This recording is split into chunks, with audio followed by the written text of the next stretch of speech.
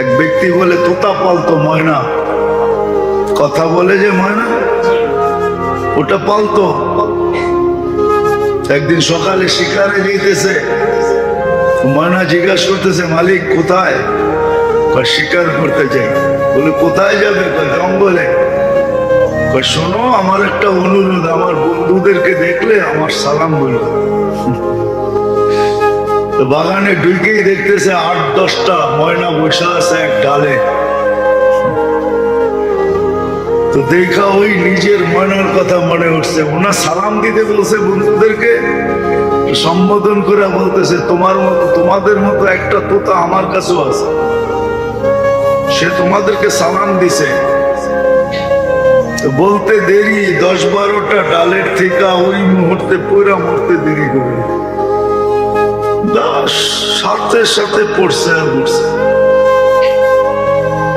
তো 10টাকে নাইরা চেরা উঠা মনটা ভাঙা গেছে যে ওর সালামে এমন কি বিষ ছিল মিলানো যে বলতে দেরি মরতে দেরি হলো না, এক একটা কত দামি। তো বান্দা মন নিয়ে শিকার ছাড়াই বাড়িতে ফিরে আসছে। তো আসার পরে জিজ্ঞাসা করছে মালিক হাত খালি, শিকার কোথায়? তুই আর কথা বলিস না, তোর সালামে কি বিষ ছিল? বলে কেন? তোর বন্ধুদেরকে সালাম দিতে দেরি, ওর মরতে দেরি করে না। বাস এটা বলতে দেরি, নিজেরটাও মরতে দেরি করে, ওটাও মরে গেছে। তো খাঁচা খুইলা সামনে রাইখা অনেকক্ষণ নাড়াচাড়া করে দেখছে, চোখের পানি ঝরায়, মরে গেছে, এখন আর কি করা যায়? যখন উঠা অন্য মনস্ক হয়ে দাঁড়াইছে তো তোতা উড়া চালের উপরে যায় বসা বসে, হাক্কা বাক্কা খায়া গেছে। এটা কি হইলো? তো মরা গেল, আমার জীবিত হয়ে উড়াল দিল কি করা? ওইখানে বসে বলতেছে মালিক আমার সালামে বিষ ছিল না, আমার বন্ধুরা আমাকে ফন্দি শিখায় দিছে যে আমাদের মতো যদি বাগানে ঘুরতে চাস, ফুলের ডালে ডালে ঘুরতে চাস, আর বাগানে বাগানে ঘুরতে চাস, আর বহু জাতীয় ফল খাইতে চাস, তো মরার আগে একবার মরা যা। ওরা আমাকে ফন্দি শিখায় দিছে। আল্লাহ আমাদেরকে ফন্দি শিখাইতেছে, সত্য এটাই। আল্লাহ আমাদেরকে ফন্দি শিখায় দিতেছেন, এটা আল্লাহর মেহেরবানি। নাহলে কখন কি করণীয় এটা আল্লাহ শিখানোর দরকার ছিল না। আবু হানিফা রহমতুল্লাহ আলাইহি তো এটাই বলে যে মানুষকে যে বিবেক দিছে আল্লাহ, আল্লাহর আর কিছু দরকার ছিল না। বিবেকের প্রতি হুকুম ডালা যথেষ্ট ছিল যে আমাকে বিবেকের মাধ্যমে তালাশ করে রাজি করে আসবে। না রসুল দরকার ছিল না, কিতাব দরকার ছিল। উনি যুক্তিও দিছে লিউযিকাহুম বাদাল্লাযী আমিলু লাআল্লাহুম ইয়ারজিউন। বিপদ আইনা আল্লাহ মানুষকে দূরে করতে চান না, কাছে করতে চান, বিপদ কাছে করার জন্য। কিন্তু হ্যাঁ, এটার ভিতরে দুই ভাগ হয়, এটার ভিতরে দুই ভাগ হয়ে যায়। কোন ব্যক্তির বিপদ তাকে আল্লাহর কাছে করে, সে সারাদিন আল্লাহ আল্লাহ করে, আল্লাহর দিকে দৌড়ায়। আর কোন ব্যক্তি বিপদে পড়া আল্লাহর থেকে দূরে সরে, তখন আল্লাহর দিকে অভিযোগের আঙ্গুল উঠায়। হ্যাঁ, আমরা সবাই উঠে, ইস্তেগফার তো পরের কথা, আমরা সবাই উঠে। বিপদে পড়লেই কয় আল্লাহ কি আমারে ছাড়া আর কাউকে চোখে দেখে নাই? এটা কি চারটিখানি ছোট কথা নাকি? অনেক বড় কথা। গরিব বলে আল্লাহ আমাকে কি দিছে, রিক্সাওয়ালা বলে আল্লাহ আমাকে কি দিছে। ও দেখে না, ও যে দেহটা দিয়ে রিক্সা চালায়, আর দেহটার ভিতরে যে শক্তিটা দিছে রিক্সা চালানোর মতো। এখন তো অটো রিক্সা চলে আসছে, এর আগে তো অটো ছিল না। অটো চালাইতে বুঝি দেহ লাগে না? না, ওইটা অটো চলে, নাম অটো দেখে অটোই চলে, ওটার জন্য দেহর দরকার হয় না। ওটাকে কি ব্রেক দিতে হয় না? ওটাকে ডাইনামামে করতে হয় না? না ওটা অটো চলে? ও তো দেখে না, ওর দেহটা দেখে না যে আল্লাহ ওকে সুস্থতা দিছে। ওর মতোই কত মানুষ হাসপাতালে পড়ে আছে, সারাদিন ক্লান্ত হয়ে যে বিকালে বাড়িতে যায়, পাওয়ার ব্যাংকের মতো যদি ক্লান্তিটা জমা থাকতো ওটার ভিতরে, দেহের ভিতরেই জমা থাকতো, আল্লাহ কি সিস্টেম করতে পারতেন না? পাওয়ার ব্যাংকে যদি বিদ্যুৎ জমা থাকতে পারে, তাহলে আল্লাহ কি ক্লান্তি শরীরের ভিতরে জমা রাখতে পারতেন না? না পারতেন না? না আল্লাহর কাছে এই সিস্টেম নাই, না আল্লাহ এই সিস্টেম জানে না। যদি জমা রাখতো তো 3 দিন পরে রিক্সায় উঠতো কে, চালাইতো কে? আরে 3 দিন না, পরের দিনই হাত লাগাইতো কে রিক্সায়? ও যে বাড়িতে যায়া সেমন তো কিছু খায় নাই, 2টা ডাল ভাতি তো খাইছে, ঠিক না? না আপনাদের মতো ফাস্ট ফুড খাইছে, দামি দামি খানা খাইছে, হ্যাঁ? না সেরাটনের থেকে না খাইছে? কি মাছ ভাত 20 পদ খাইছে নাকি? রিক্সাওয়ালা খায় কি? হয়তো একটু শাক, একটু ভর্তা সর্তা, হ্যাঁ? ওইদিকে যেতে চেয়ে না যে দাম বাড়ছে, অন্য গালের বাহিরে চলে গেছে, ওইটা ভিন্ন কথা। 4টা ডাল ভাত খায়া যে সকালে আবার চাঙ্গা হয়ে রিক্সা নিয়ে বাহির হয়েছে, এটা তো ভাবে না। ও তো অভিযোগ করতেছে, আল্লাহ আমারে কি দিছে? আল্লাহ কি দিছে? আবার সত্য তো এটাই, সত্য তো এটাই, বিল্ডিং লোড উঠাইতেও তো হবে, ঠিক না? কি অনেক সময় থাকে না, লোড বেশি হয়ে গেলে চাক্কা বাস্ট হয়ে যায়, হয় না? হয় না? হ্যাঁ, ও যে বলে আল্লাহ আমাকে কি দিছে, ও দিলে আবার লোড উঠাইতে পারবো কিনা, এটাও তো একটা ব্যাপার আছে, ঠিক না? হ্যাঁ, কি মনে হয় বুঝাইতে পারি না। ওরে যদি 100 কোটি টাকা দিয়ে দেয় তো লোড উঠাইতে পারবে? ও তো টাকার বারে বেইমান হয়ে যাবে। কত মানুষই তো বেইমান হয়ে গেছে, টাকা ছিল না তো আল্লাহ আল্লাহ করছে, সম্পদ মিলতে দেরি, আল্লাহকে বলতে দেরি করে নেয়। আপনি দেখেন, যখন বাচ্চা ছিল তো লুঙ্গি কোথায় ছিল এটার কোনো খবর ছিল না, ঠিক না? যুবক হইতে দেরি, বাপ আসতে দেরি করে না, এখন বাপলে চলে।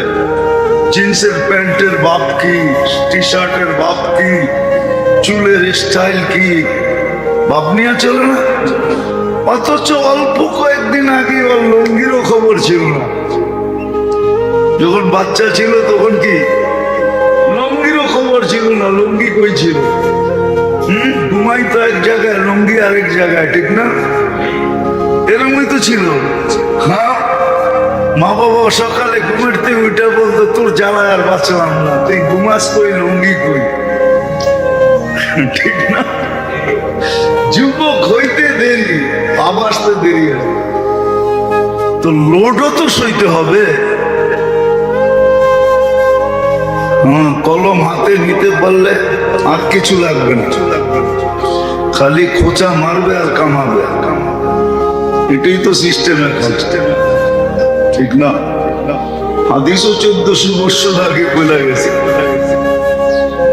হাওয়া ফিহি কায়েদুল ইলমি, একদিন আসবে মানুষ বিদ্যার আলোকে চলবে না, বিদ্যাকে স্বার্থ সিদ্ধির জন্য ব্যবহার করবে, নিজের স্বার্থের জন্য ব্যবহার করবে বিদ্যাকে। আর বিদ্যার রশি বড় মজবুত, দুনিয়ার কোনো মেশিন নাই এই রশি কাটা, সেটা কাটার একটাই রশি আছে,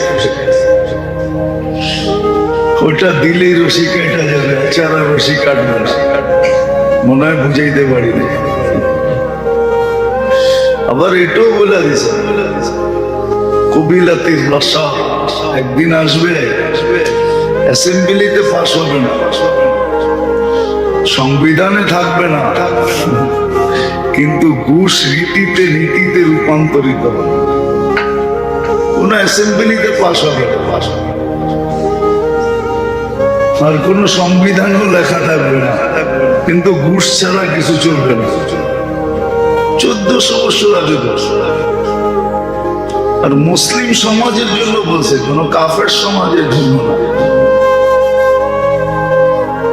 আল্লাহ এরকম ক্ষুদ্র জিনিস দিয়ে, আল্লাহ নিয়মই এরকম। আপনি ভাবলে দেখবেন, আবাবিল তো চিনেন না, আমাদের দেশে সচরাচর এই পাখি নাই। আমাদের দেশে ছোট থাকলে আছে চড়াই, ঠিক না? আবাবিল চড়াইর চেয়েও ছোট। কিন্তু হাতি মারার জন্য আল্লাহ আবাবিলকে নির্বাচিত করছে। হাতি মারার জন্য আরেকটা হাতি মার্কা পাখি নির্বাচিত করে নেই, উট পাখি নির্বাচিত করে নেই। বিবেক বলে হাতি মারার জন্য উট পাখি দরকার ছিল, ঠিক না? কি মোটামুটি কাছাকাছি হতো, ঠিক না? হ্যাঁ, কি লজিক তো এটাই বলে। সামনে যত বড় শক্তি, আমাকেও আর চেয়ে বড় শক্তি নিয়ে দাঁড়াইতে হবে, ঠিক না? এটাই তো লজিক বলে। কিন্তু আল্লাহর লজিক ভিন্ন। মানুষের লজিক হলো এটা, সামনে যত বড়, তুমি আর চেয়ে বড় হয়ে দাঁড়াও, তাইলে প্রতিরোধ করতে পারো। কিন্তু আল্লাহর লজিক ভিন্ন। আল্লাহর সামনে যে দাঁড়াবে, তো আল্লাহ ক্ষুদ্র জিনিস নিয়ে দাঁড়াবে। দেখেন আপনি, নমরুদি শক্তি, 800 বছরের রাজত্ব, 400 বছর টানা, আর সারা দুনিয়ার উপরে রাজত্ব। নমরুদের রাজত্ব পুরো মানব জাতির উপরে ছিল, যদিও তার ক্যাপিটাল বহুত দূরে ছিল। ক্যাপিটাল এক জায়গায় ছিল, কিন্তু রাজত্ব ছিল 4 জনের ভিতরে নমরুদ একজন, যাকে আল্লাহ সারা দুনিয়ার রাজত্ব দিয়েছে। কিন্তু তার বিরুদ্ধে আল্লাহ দাঁড় করাইছে মশাকে। দুনিয়ার লজিকের বিলকুল উল্টা। দুনিয়ার লজিক বলে সামনেওয়ালা এক মুখা দিছে, তুমি 3টা মারো, তাইলে তুমি বুঝা যাবে পাওয়ার। কিন্তু আল্লাহর লজিক এরকম না, আল্লাহর লজিক বিলকুল উল্টা। মানুষ ভাবে না। আল্লাহ মশাকে নির্বাচিত করছে নমরুদি বাহিনীকে মারার জন্য, আর কিছু না, শুধু মশা। নমরুদের জন্য মশা। আবার ভালো মশা যদি হইতো, তাহলে মনটাকে বুঝাইতে পারতাম। তাও ল্যাংরা, পাও নাই। হাসার জন্য না, ভাবার জন্য। এটা এই জন্য দিছে, ভাবো, তাহলে তোমার বিবেকের পর্দা খুলবে। মুসলমান আজকে ভাবে না, এই জন্য বিবেকের পর্দা খোলে না। আমাদের বিবেকও প্যাক করা, ডিব্বায় ভরা, বক্সে ভরা আমাদের। আল্লাহ ল্যাংরা মশাকে নির্বাচিত করেছে, হাতি মারার জন্য আবাবিল নির্বাচিত করেছে। আল্লাহর সিস্টেমই হয়েছে। সারা দুনিয়ার মানুষকে বুঝানোর জন্য করোনার একটা ভাইরাসকে নির্বাচিত করেছে। 800 কোটি মানুষকে বোঝানোর জন্য চোখে দেখা যায় না, মাইক্রোস্কোপ দিয়েও দেখা যায় না, ওটার জুম করতে হয়, বড় করলে তারপরে দেখা যায়, এছাড়া দেখা যায় না। ওটাকে নির্বাচিত করছে। মানুষের ভিতরে যখন অহংকারের গ্যাস ভর্তি হয়, আল্লাহ বুঝানোর জন্য ব্যবস্থা করে। ক্ষুদ্র থেকে ক্ষুদ্র জিনিস দিয়ে আল্লাহ বোঝায়, আর জিরো করে বোঝায়। 2020 সারা দুনিয়া জিরো ছিল।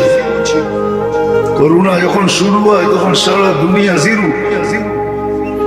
না জিরো ছিল না হিরো ছিল, হ্যাঁ জিরো ছিল। যারা সারাদিন ঘুরতো, বস্তিতে থাকতো, ওদের ভিতরে কোনো প্রভাবই পড়ে নাই। আর যারা দুনিয়ার সবচেয়ে সুরক্ষিত ছিল, এদের একের পর এক হইতেছিল। কি কানাডার প্রধানমন্ত্রী 2 বার হয়েছে, ইংল্যান্ডের প্রধানমন্ত্রী হয়েছে, আরো এরকম কত প্রধানমন্ত্রী হয়েছে আমরা জানি না, মিডিয়া চর্চাই করে নাই। মিডিয়া জানা নেই, আমরাও জানি নাই। সত্য তো এটাই। এই জন্য আল্লাহ বুঝে, আল্লাহ দিক নির্দেশনা যে কোন অবস্থায় তুমি কি করবে। আবার বললাম না, এটার উপরে আল্লাহ বিরাট বিরাট পুরস্কার রাখছে। দুনিয়ার মানুষের পুরস্কার কতটুকু দেয়? আছেই কি, দিবেই কি? দুনিয়ার মানুষ তো এটাই, নিজের পেটেই পড়ে না, আরেকজনকে কোত্থেকে দিবে? আরেকজনকে কোত্থেকে দিবে? আর দিলেও আপনার থেকে নিয়েই আপনাকে দিয়া দেখাইতেছে আমি খুব দিতেছি। পিছে তাকাইলে দেখবেন এটা আপনার জেবের থেকেই গেছে। যেটা উনি দিয়া শো করতেছে ওটা যদি তাকান, খুঁজতে যান, তো দেখবেন যে আপনার জেবের থেকেই গেছে, আপনার জেবের থেকেই গেছে। ওইটাই আপনাকে রিপিট করতেছে। দুনিয়ার মানুষের তো এই অবস্থা, আল্লাহর এরকম না।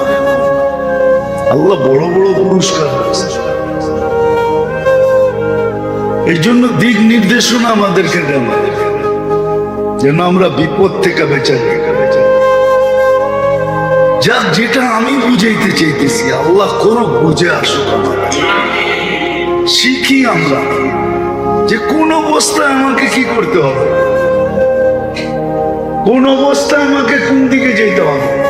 আল্লাহর দিক নির্দেশনা, আল্লাহর রসুল কি বলছেন, দিক নির্দেশনা কি দিয়েছেন, কোরআন এটাই বোঝায়। ইদা আসাবাতহুম মুসিবাতুন ক্বালু ইন্না লিল্লাহ। মুসিবত আসতে দেরি, আল্লাহকে ডাকতে দেরি করো না। ইদা আসাবাতহুম মুসিবাতুন ক্বালু ইন্না লিল্লাহ। এটা শুধু মরার খবর শুনে না, এটা সর্বক্ষেত্রে। এটা একটা রুলস শিখাইতেছেন আল্লাহ, নিয়ম শিখাইতেছেন। তুমি কি করবে মুসিবত আসলে? করবে কি মুসিবত আসলে? করবে কি? তখন আল্লাহ বলে চিৎকার দাও, আল্লাহর দিকে দৌড়াও। আল্লাহর চেয়ে বড় নিরাপদ আশ্রয় কোথাও নাই। আল্লাহ সবচেয়ে বড় নিরাপদ আশ্রয়। আল্লাহর চেয়ে বড় নিরাপদ আশ্রয় কোথাও নাই। এটাই সত্য।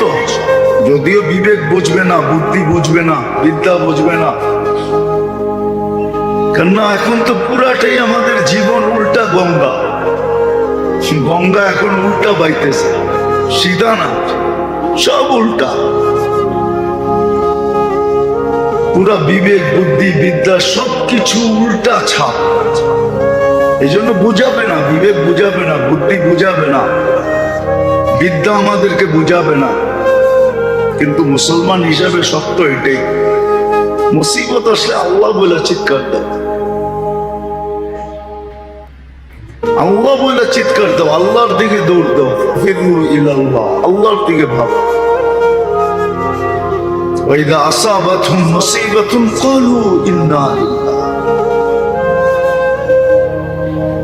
ওয়া ইন্না ইলাইহি রাজিউন। একটা কথা আছে না, কালকে যাওয়ার চেয়ে আজকে যাওয়াই ভালো।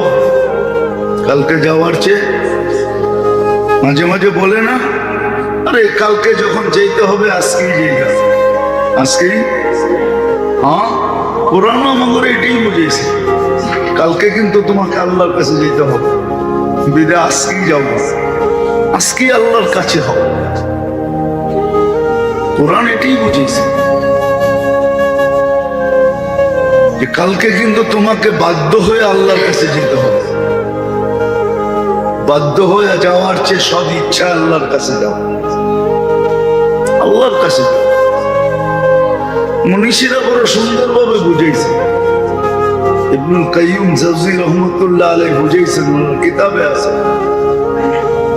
যদিও কাহিনী, কিন্তু শিক্ষামূলক কাহিনী।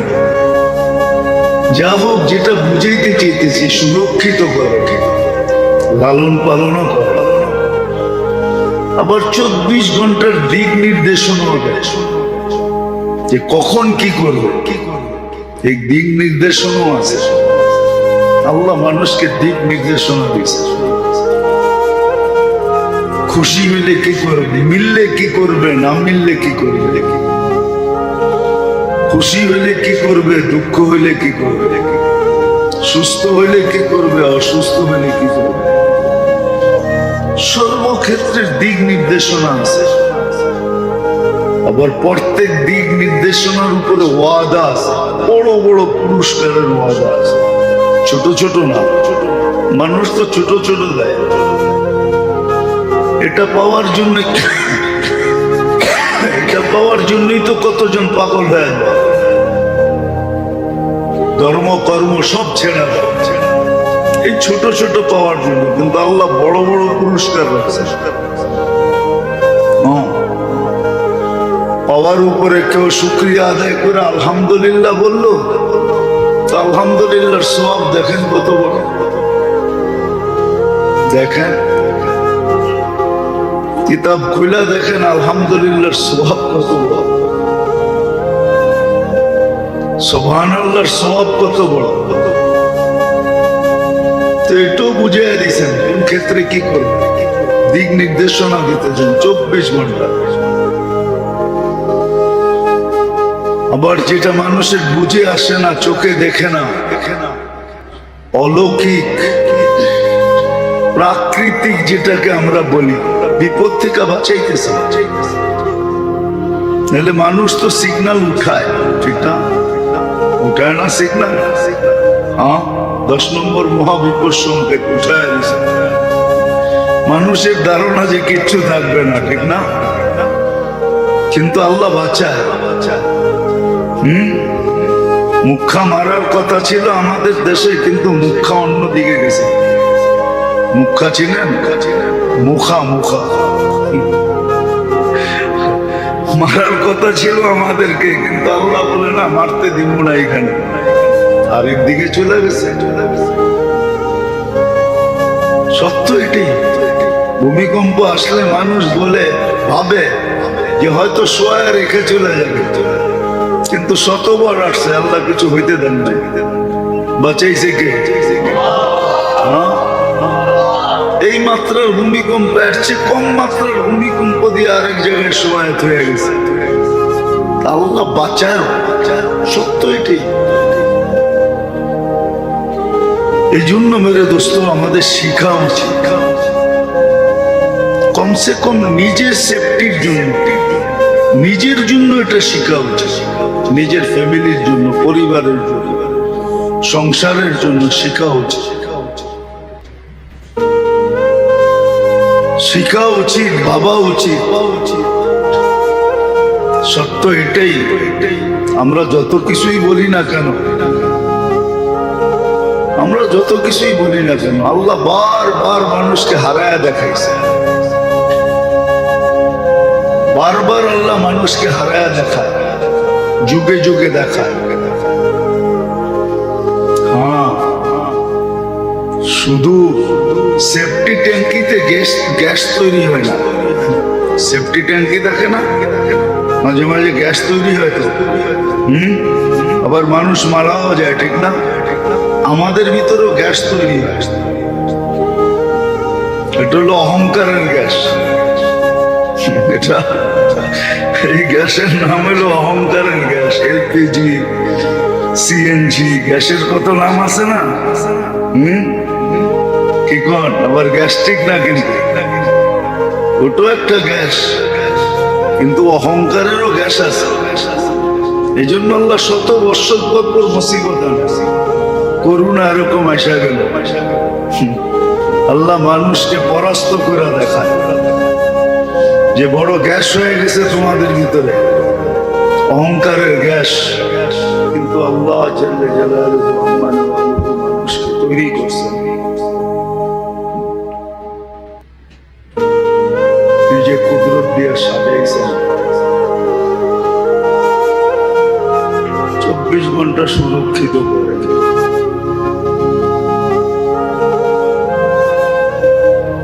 যেটাকে আরেক শব্দে বলা চলে, 24 ঘন্টা কুদরতের চোখে চোখে রাখে।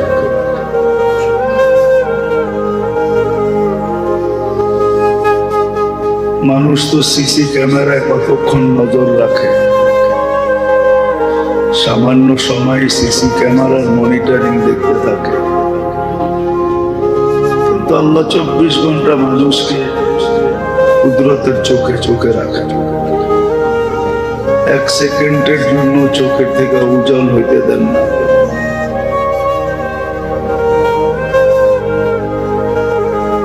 অস্তিত্ব দিলেন, সাজাইলেন, সুরক্ষিত করলেন, চোখে চোখেও রাখেন, আবার লালন পালনও করেন। এগুলো সবই ফ্রি সার্ভিসের অন্তর্ভুক্ত, ফ্রি সার্ভিস দিয়ে দেখতেছে।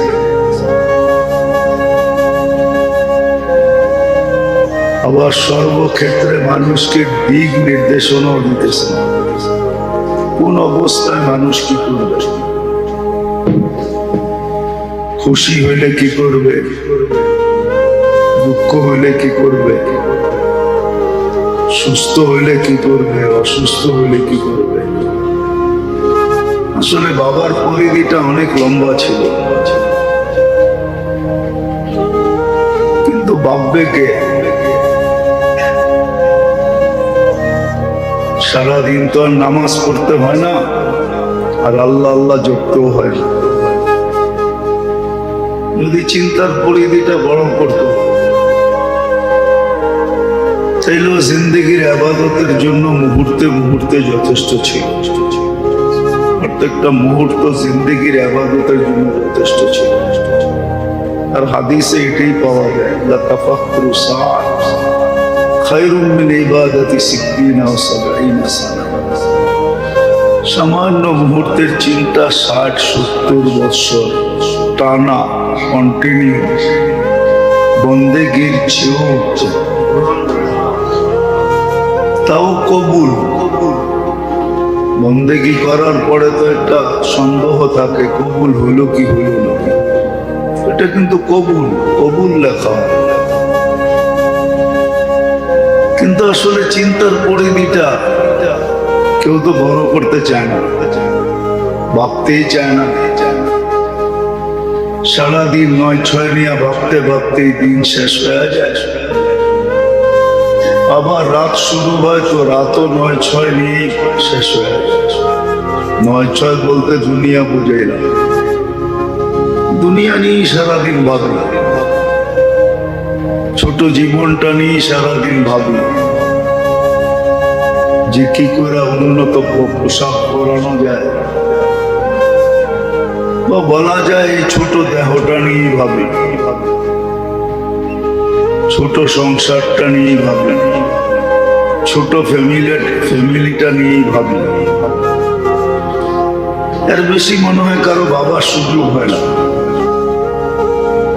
ছোট দেহটা নিয়ে ভাবে, নাহলে ছোট সংসারটা নিয়ে, ফ্যামিলিটা নিয়ে, পরিবারটা নিয়ে ভাবে। না, আজকাল তো আর মানুষের ডজন ডজন বাচ্চা হয় না, 2-3 এটাই বেশি, ঠিক না? বেশিরভাগই তো 2। ডজন ডজন বাচ্চা তো আর এখন মানুষ নেয়ও না, হয়ও না। সত্য তো এটাই। 1-2 এই 4 জন নিয়েই ভাবনা। এন্টার ফ্যামিলি নিয়ে ভাবে খুব কম লোক। কি বলেন, সত্য না? ভাই ব্রাদার, ভাই বোন, আত্মীয় স্বজন নিয়ে মানুষের ভাবনা খুব কম, খুব কম ভাবে। প্রবাদ বাক্যই বানায় নিছে, নিজের চরখায় তেল দেওয়া। অথচ ভাবলে একটা জিনিস বাহির হয়, যে অন্যের জন্য করলে তার জন্য স্বয়ং আল্লাহ ফেরেশতা নির্ধারিত করে করায়।